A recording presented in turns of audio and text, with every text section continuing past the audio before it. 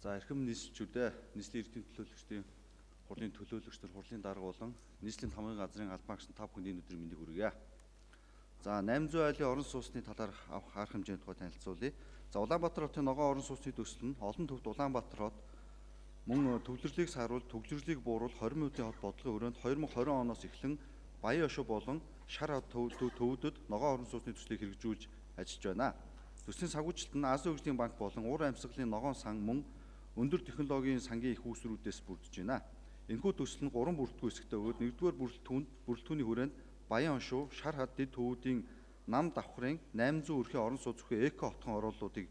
барьж байгуулах ба 2-р бүрэлдэхүүний хүрээнд эко орол ба орлогод нийцсэн орон сууцны санг байгуулж 4200 өрхийн ногоон орон сууцыг дэд төвүүдэд барьж байгуулах үндсэн зорилготой юм а. Мөн 3-р бүрэлдэхүүний хүрээнд ногоон барилга эко хорооллын норм стандартыг тодорхойлох салбарын чадварыг бэхжүүлэх зэрэг зорилтуудыг хэрэгжүүлэх юм.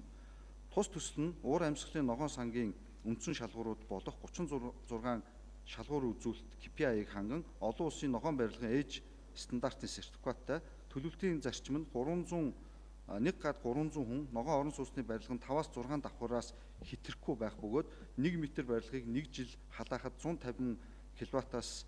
бага эрчим хүч зарцуулна гэж үндсэн тусгасан байдаг. Төслийн 1-р бүрэлдэхүүний хүрээнд 800 өрхийн ногоон орон сууцыг Азийн хөгжлийн банкны санхүүжилтээр Баян Ошуу болон Шар хот дэд төвүүдэд орон сууцны төслийг 2023-аас 26 оны хооронд хэрэгжүүлж байна. Баян Ошуу дэд төвийн 13 блок 462 өрхийн орон сууцны барилга угсралтын ажил нь 60% хэрэгжиж байгаа бөгөөд эхний ээлжийн 110 айлын орон сууц нь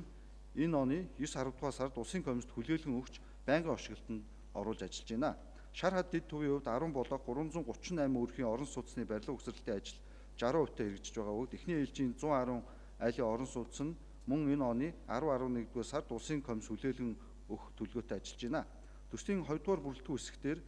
одоо баригдаж буй 800 айлын орон сууцаар Баян Ошуу болон Шар хот дэд төвүүдэд 33.8 орчим га талбарыг чөлөөлж 4200 айлын орон сууцны төслийг 2025-аас 2030 онуудад хэрэгжүүлэхээр төлөвлөж байна. Энэхүү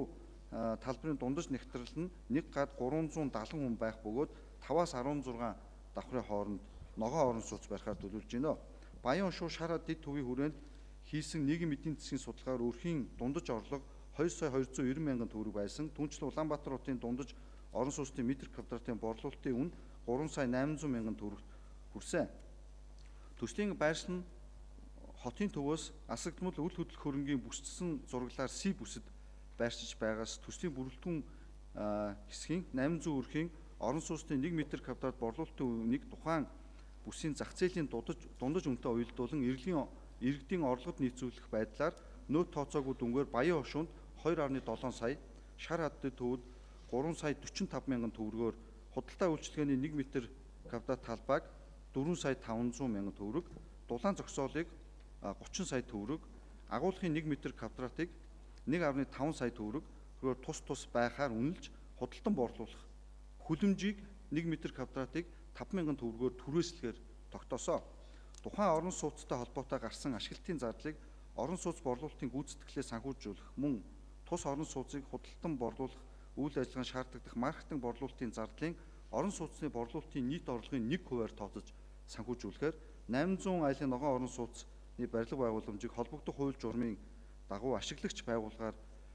хүлээн авахыг нийслэлийн орон сууцны корпорац НОСК-т даалгах саналтай байгаа. За энэхүү 800 айлын орон сууцны 25%-ийг түрээслэд өмчлөх орон сууцаар ашиглаж 75%-ийг худалдаа үйлчилгээний талбай агуулах дулаан зогсоолын хамт төсөлд хамрагдах иргэдийн газраа солих болон худалдан борлуулж борлуулсан орлогыг газрыг дахин төлөвлөх гэр орооллын хөгжлийн санд төвлөрүүлэн Баян Ошуу Шар хот дэд төвүүдэд төслийн бүрэлдэхүүн 2-р хэсгийг хэрэгжих байршлын газар чөлөөлөлд нүүлгэн шилжүүлж зарцуулах